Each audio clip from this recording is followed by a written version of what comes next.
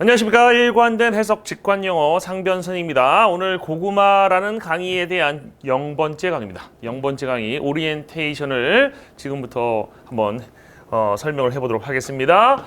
봅시다. 고구마 오리엔테이션입니다. 고구마는 뭐의 약자입니까? 고난도 구문 마스터의 약자입니다.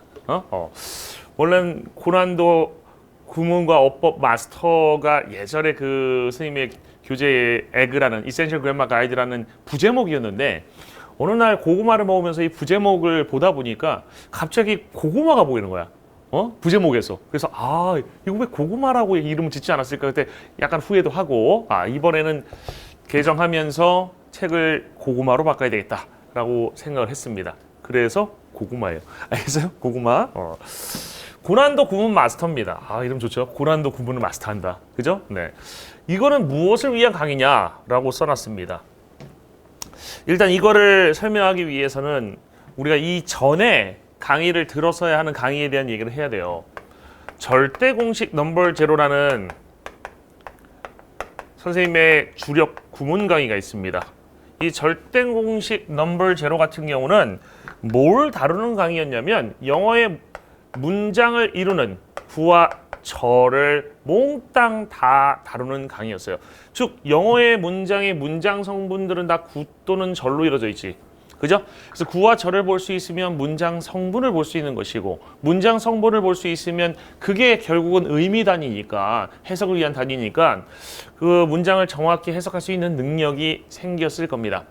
근데 이 절대공식 넘버 원에서 다루지 않았던 것들이 있어요. 그러니까 절대공식 넘버 원은 좀 굵직하게 의미를 해석하는 걸 배웠다고 하면 되게 세세한 해석에 대한 내용을 다루지는 않았었습니다. 고구마는 절대공식 넘버 원 이후에 굵직한 거의 해석은 문제없지만 세세한 것의 해석에 문제가 있는 그런 학생들을 위해서 그 부분을 보충할 수 있도록 만들어진 강의입니다. 고구마에서는 절대공식 넘버 원에서 다루지 않았던 동사 파트를 상당히 자세하게 다룰 겁니다. 동사 파트는 나중에 이제 공시 같은 거 보게 되면 엄청나게 많은 문법 문제들이 거기서 출제가 됩니다. 뭐 공시뿐만 아니라 그 수능이라든지 토익, 토플 같은 데서도 역시 어법 문제라고 하면 동사 파트에서 나올 가능성이 상당히 높거든요.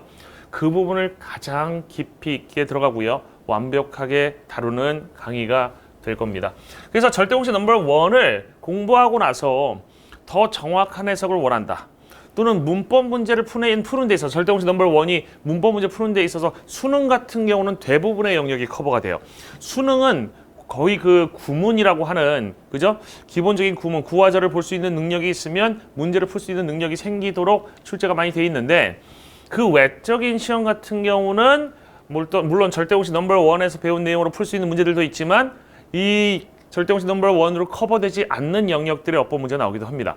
그것들을 다 나머지를 고구마에서 다루게 됩니다. 그래서 여러분들 절대공식 넘버 원을 공부한 학생들 중에서 필요한 학생들이 있죠. 그죠? 더 필요한 학생들, 특히 제가 생각하기에 공시라든지 토익이나 토플 같은 걸 준비하는 학생들이라고 하면 대부분은 절대공식 넘버 원으로는 부족한 부분이 있을 겁니다. 그런 학생들이 앞으로의 더 깊은 영어 공부를 위해서 필요한 것들 이 고구마에서 공부를 할 수 있을 거예요. 그래서 이거는 절대공식 넘버 원하고 겹치는 건 거의 없습니다. 절대공식 넘버 원을 배우고 나서 한 단계 더 도약하기 위한 것이다 라고 생각하시면 될 것 같아요. 봅시다. 그럼 고구마는 누구를 위한 강의냐? 이미 앞에 설명 다 해버렸는데 일단 절대공식 넘버 원을 마스터하고 더 깊이 있는 내용을 공부해야 되는 필요성이 있는 학생들, 수험생들을 위한 강의다라고 얘기를 했습니다. 그리고 이 강의가 필요한 사람이 누구냐는 이 추상적인 질문에 대해서 여러분들이 난지 아닌지 모를 수도 있잖아. 그러니까 그 학생들을 위해서 선생님이 여기 문장들을 준비해왔어. 7개를 준비해왔거든요. 이 7개의 답변 중에서 한 3개 이상 제대로 답변을 못한다라고 하면 반드시 들으셔야 돼요. 반드시. 알겠어? 그 말은 아직 그 제대로 된 문법의 책에 안 잡혀 있다는 얘기거든요. 봅시다. 1번에 It is surprising that he should utter such lies. 이때 should의 해석이 뭐가 될까요? 해석해 보세요. 해석했어요? 네. 뭐뭐 해야 한다 맞죠? 맞아요? 그렇게 해석했어요? 네, 그렇으면 틀렸습니다. 알겠어요? 틀린 거야. 이거 뭐뭐 해야 한다는 해석이 아닙니다. 선생님 오늘 이거 답변에 대해서 이거 뭐 정답을 설명할 시간 없기 때문에 따로 하진 않겠습니다. 일단 여러분 잘못하신 거예요. should 뭐뭐 해야 한다는 의미 절대로 아닙니다. 두 번째 갑니다. will의 시제는 뭘까? 생각해 보세요. 답해 보세요. 하셨어요? 미래죠? 틀리셨습니다. 그래서 will의 시제는 미래가 아닙니다. 이건 간략히 선생님이 설명할 수 있어요. 지금 설명해 볼게. will이라는 것의 시제가 뭐냐? 이건 여러분 알고 있어요. will의 과거형이 뭐예요? would죠? would의 현재형이 뭐예요? will이에요. 알겠어요? will의 시제는 현재입니다. 영어의 동사는 기본적으로 시제가 현재하고 과거밖에 없습니다. 미래는 시제가 아니라 의미일 뿐이에요. will이 갖고 있는 여러 가지 의미 중에 하나가 뭐일 뿐이야? 미래일 뿐이야. 이해됐어요? will의 시제 자체는 뭐야? 현재라고. 다시 한번. will의 과거 뭐라고? would. would의 현재가 뭐야? will이거든. 이해돼요? 그 다음에 세 번째. 가정법 과거 완료에 나오는 뭐 would, should, have, would, should, could, might 다음에 have, pp 쓰인다고 배우잖아. 거기서 should, have, pp의 해석이 어떻게 돼야 됩니까? 재미있는 거는 가정법을 공부하는 학생들, 가정법을 가르치는 선생님들 중에서도 이거 모르는 분들 많아요. 그래서 학생들 진짜 많을 거고 선생님들도 상당히 모르실 겁니다. should, have, pp의 해석이 어떻게 될까요? 해석됐어요? 뭐뭐 했어야 했는데 라고 해석하시면 틀린 겁니다. 알겠어요? 뭐뭐 했어야 했는데 안 했다. 이건 틀린 거예요. 알겠어요? 정답은 지금 설명 안 하겠습니다. 왜 틀렸는지는 나중에 수업을 들어보시면 알 거예요. 알겠죠? 아무튼 틀렸어. 네 번째 갑니다. 가정법 미래는 존재합니까? 가정법 미래 존재해요? 응? 가정법이라는 거 배우면 가정법 미래라는 것을 배웁니까? 가정법 미래는 존재하지 않습니다. 알겠어요? 가정법 미래는 존재하지 않습니다. 이거는 선생님이 하는 얘기가 아니고요. 어떤 교수님이 쓴 고등학생들을 위한 문법 책에도 나오는 개념이기도 하고, 조금만 이해하면 알 수 있는 것들이야. 우리가 가정법 과거 완료라고 했을 땐 동사의 형태를 보고 얘기하는 거거든. 근데 가정법 미래라고 하는 거 보면 were이라든지 were to라든지 should가 쓰일 때를 가정법 미래라고 얘기해요. 근데 잘 보세요. were는 과거형이고 should도 뭐야? 과거형이잖아. 이거는 가정법 과거예요. 이거 왜 가정법 미래라고 합니까? 가정법 미래라는 거는 시제가 존재해야지 얘기할 수 있는 거야. 가정법 뭐뭐라는 거는 동사 형태를 받는 건데 가정법 미래라는 형태라는 건 존재하지 않는다고요. 미래는 의미라고. 가정법 과거 형태, 가정법 과거 완료 형태라고. 근데 왜 미래는 의미로 얘기하냐고. 일관성 없는 거죠. 이렇게 배우는 거는 잘못 배우는 건데 한국식 문법에서 가정법 미래라고 많이 가르칩니다. 알겠어요? 이거는 잘못된 개념이에요. 그 다음에 5번에 조금 어려운데요. 5번의 문장을 한번 쭉 읽어봅시다. Falling coconuts kill 100. 이거 about이 하나 빠졌네요. about이 빠졌네요. 중간에. kill about 100 people a year. 떨어지는 코코넛이 죽인대요. 150명의 사람들을 a year 한 해. 이거 떨어졌냐? 그죠? a year 한 해에. 이것도 떨어졌네요. Making them 10 times more dangerous than sharks. 네. 이거 지금 설정이 뭐 잘못됐나 보네요. 떨어져 있네요. year하고 dangerous예요. Falling coconuts. 떨어지는 코코넛들은 죽인대요. 대략 150명의 사람들을 한 해에. 그 다음 making부터 무슨 구문이에요? 분사 구문이죠. 질문 던집니다. making의 주어가 누굽니까? making 의미상의 주어라고. 여러분 분사 구문 나오게 되면 이렇게 하라고 배워왔잖아. 접속사 찾고 주어 찾아서 해석하라고 배웠잖아요. 그죠? 일단 접속사는 찾지 않아도 됩니다. 이거 접속사 찾으면 못 찾아요, 여러분들. 접속사 안 찾아도 되니까 주어나 찾아보세요. making의 주어는 누굽니까? 누구라고? falling coconut라고? falling coconut 생각했으면 틀린 겁니다. 알겠어요? 왜 틀린 건지는 선생님이 간략히 얘기해 볼게요. falling coconut가 주어면 them은 falling coconut가 될 수 없어. 왜? 얘가 falling coconut이고 주어도 falling coconut이면 them이나 themselves 쓰여야 되는데 해석을 해보면 them은 당연히 falling coconut가 돼야지 말이 되거든요. 그러면 이 making의 주어는 falling coconut가 아니라는 얘기입니다. 그럼 누굴까요? 지금은 설명할 수가 없습니다. 알겠어요? 네. 아무튼 간에 falling coconut가 making의 주어라고 생각하면 틀린 겁니다. 그 다음 6번. 대명사 주어는 도치가 안 된다고 배워요. 선생님도 그렇게 배웠어, 고등학교 때. 대명사 주어는 도치가 안 된대. 근데 not a word did he say 보면 여기 도치돼 있어. 아니 왜 he did say, he said가 아니라 did he say가 돼 있어. 설명해 보세요. 이유를. 못 하시겠어요? 이해됩니까? 영어에서 상당 부분의 내용들 예외라고 가르치는 부분들 대부분이 뭐냐면 이해를 못하고 있는 거죠. 모르면서 하는 말이 예외인 겁니다. 알겠어요? 이건 예외 아닙니다. 확실하게 이건 설명할 수 있는 부분이 있어요. 그죠? 여러분들 도치되는 이유를 설명할 수 없다면 이것도 틀린 겁니다. 됐어요? 그 다음에 7번 가볼게요. 7번에 여기 보면 to teach nothing but German in the schools of Alsace and Lorraine. 이게 그 알퐁스 도데의 마지막 수업이라는 거에서 나온 문장이에요. 근데 이 문장에서 to teach라는 것을 해석을 어떻게 해야 되는지 한번 해석해 보세요. to teach 어떻게 해석해야 돼? 했어요? 됐나요? to teach 뭐라고 해석해야 돼? 가르치기 위해서라고 해석해야 되죠? 그렇게 해석했으면 틀린 겁니다. 알겠어요? to teach 가르치기 위해서가 아닙니다. 그 해석은 틀렸습니다. 틀린 이유는 이거 간략히 설명해 볼게.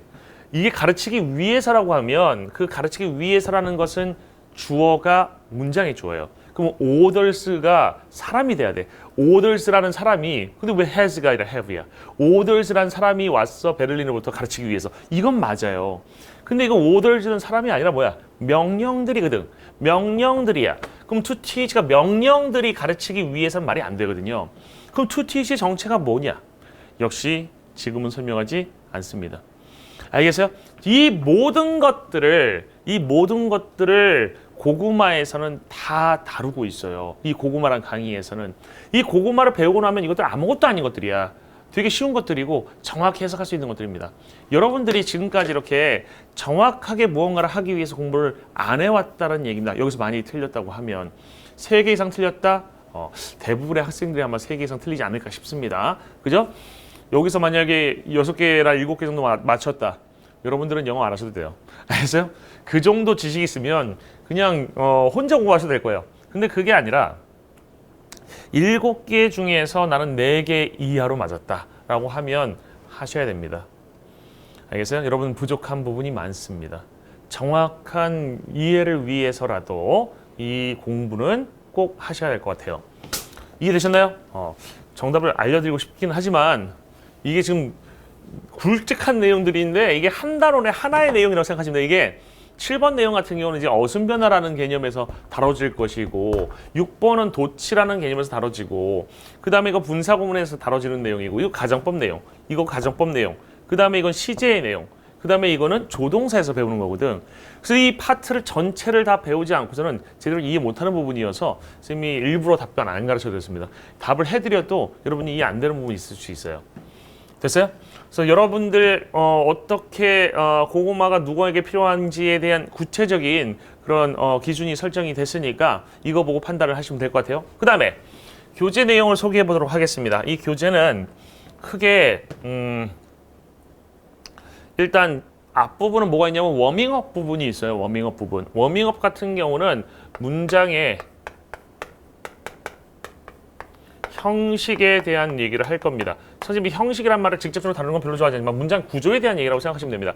문장의 구조, 즉 문장의 구조를 7형식 7가지의 구조로다가 공부를 해볼 거예요. 알겠죠? 7가지 구조로. 7가지의 형식이라고 하는 것은 5형식 체계하고 다른 점이 딱 하나 있습니다. 뭐라는 문장 성분이 들어가냐면 부사어라는 문장 성분이 하나가 더 추가돼요. 이 부사어를 볼 수 있어야지만 영어 문장이 또 정확하게 이해되는 부분이 있어. 도치 같은 거에서도. 그래서 부사어를 여러분들에게 가르쳐 드리면서 7가지 문장 형식을 일단 가르쳐서 기본적인 문장 구조에 대한 이해를 시켜드릴 거고요. 그 다음에 뭘 배우느냐면 우리가 동사 파트를 배웁니다. 동사 같은 경우는 예를 들어서 그 조동사를 배울 것이고요.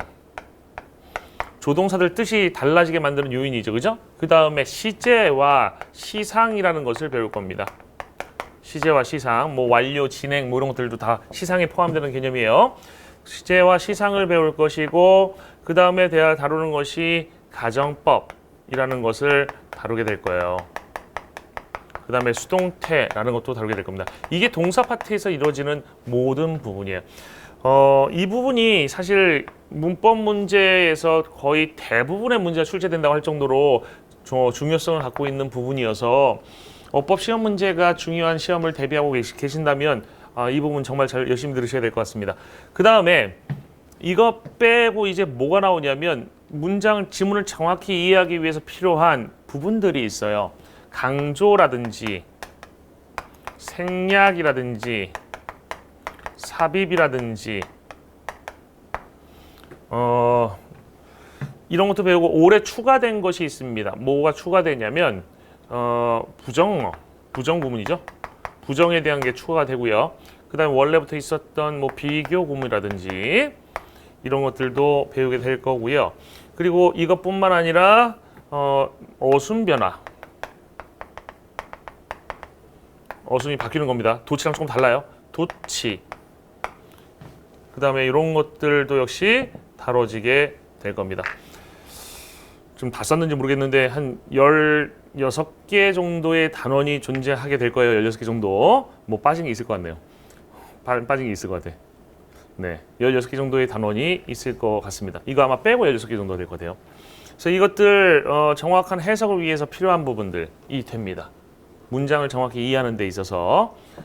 그래서 특히 어순 변화 같은 경우는 다른 강의에서는 다뤄지지 않습니다. 이렇게 다루는 강의가 없거든요. 그래서 어순 변화 같은 경우에도 여러분이 정확한 해석을 위해서는 반드시 알아야 되고, 가끔 어법 문제 관련된 게 나올 수 있는 부분이 있어서 반드시 알아두셔야 되고, 도치 정말 중요하죠. 그죠? 도치 같은 경우는 우리나라에서 가르치는 그냥 대충 무슨 도치 이러면서 가르치는데 크게 두 가지 종류의 도치로 나눠서 성격을 설명할 거고, 그 두 가지 도치 중에서 하나는 5가지, 하나는 4가지, 또 다른 하나는 7가지, 총 11가지의 도치를 공부할 겁니다. 그래서 이 도치를 배우고 나면 여러분이 도치된 문장을 보자마자 이거 뭐다라는 느낌이 팍 들 수 있을 만큼 정확한 그런 지식이 생기게 될 거예요. 그 다음에 고구마의 특징 설명하겠습니다. 고구마는요, 이원적으로 구성이 되어 있는 교재예요. 뭐냐면 개념 문장이 있습니다. 개념 문장. 개념 문장이 한 350개 정도 있거든요.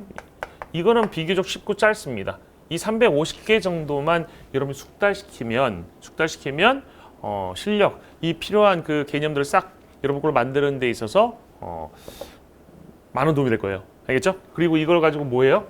연습 문제를 통해서 배운 거를 학습할 수 있도록 구성을 해놨습니다. 얘는 쉬워요. 그죠? 얘는 좀 고난도입니다. 복잡합니다. 그래서 이원적으로다가 쉬운 거를 배워서 습득해가지고 내 거를 만든 다음에 충분히 소화를 해서 어려운 거에 도전할 수 있도록 구성이 되어 있고, 고구마라는 강의는 되게 그 양을 줄여놨어요. 그러니까 양을 줄여놨다는 얘기 뭐냐면, 대부분은 막 진짜 영어 문장을 어마어마하게 그렇게 공부를 해서 거기서 이제 스스로 뭔가를 깨우치고 규칙 같은 것도 발견하고 이런 교재들이 많아요.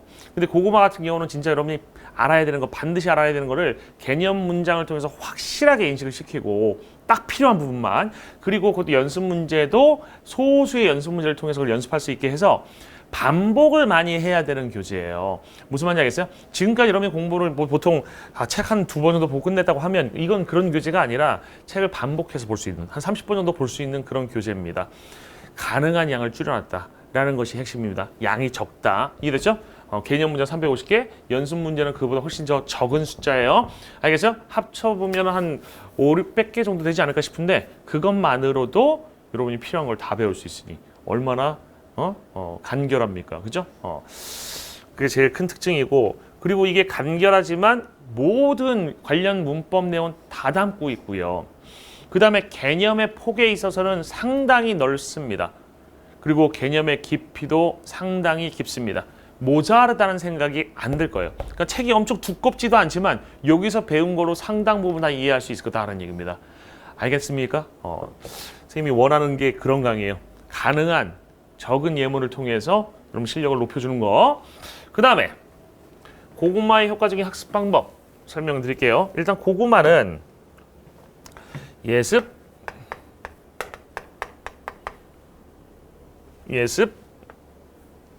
필요하지 않습니다.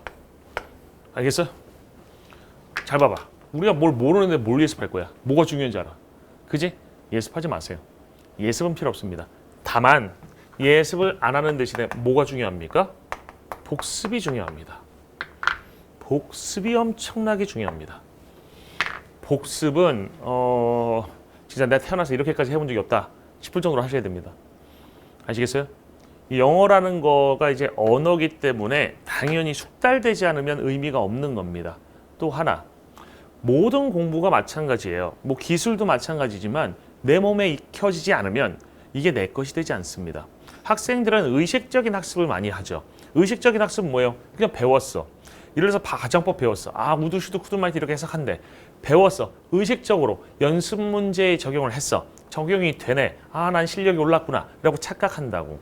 그게 아니라 진짜 실력은 내가 보려 하지 않아도 저절로 보이는 단계일 때 진짜 실력이라고 합니다. 그 공부의 단계에 하중상이 있습니다. 하단계, 중단계, 상단계가 있는데 하단계는 뭐냐면 이거는 영어 못하는 거예요. 아예 공부 안 한 겁니다. 이거는 보려 해도 보이지 않는 단계. 보려 해도 아무것도 안 보여. 왜? 뭘 봐야 될지 몰라. 그 단계고, 중이란 것은 개념을 배운 단계입니다. 이건 어떤 단계야? 보려 하면 보이는 단계. 하지만 보려 하지 않으면 안 보이는 단계예요. 알겠어요? 보려 할 때만 보이는 단계. 여기서 일로 넘어갈 때 필요한 게 뭐야? 지금 배우고 있는 개념 공부가 되는 거야. 알겠나요? 개념 공부. 즉, 그 개념을 강의를 통해서 학습을 하게 되면 하단계에서 중단계로 넘어갈 수 있어요. 하지만 이 중단계에서 이 상단계로 넘어갈 때 필요한 것은 뭐예요? 반복입니다. 상단계는 뭐냐면 상단계는 보려 하지 않아도 저절로 보이는 단계입니다. 그러니까 나는 그냥 읽었는데 그냥 알겠어. 요런 단계가 상단계인 거야. 알겠어? 이 상단계로 가지 않으면 실력이 아닌 거예요. 무슨 말이 이해되십니까? 학생들은 하단계에서 중단계로 가는 이것을 공부라고 생각하는데 이것은 공부가 아니라 공부를 위한 기본 준비고, 이 기본 준비가 됐을 때 반복을 통해서 진짜 실력을 키우는 것이 필요하다는 겁니다. 아시겠어요? 개념을 배우고 나서 이해가 됐어? 이거는 공부할 준비가 된 거라고. 알겠죠? 그래서 여러분들 반복이 핵심이고, 반복을 할 때는 어떻게 해야 되냐면, 반복을 할 때는 이 배운 거 있잖아요. 그죠?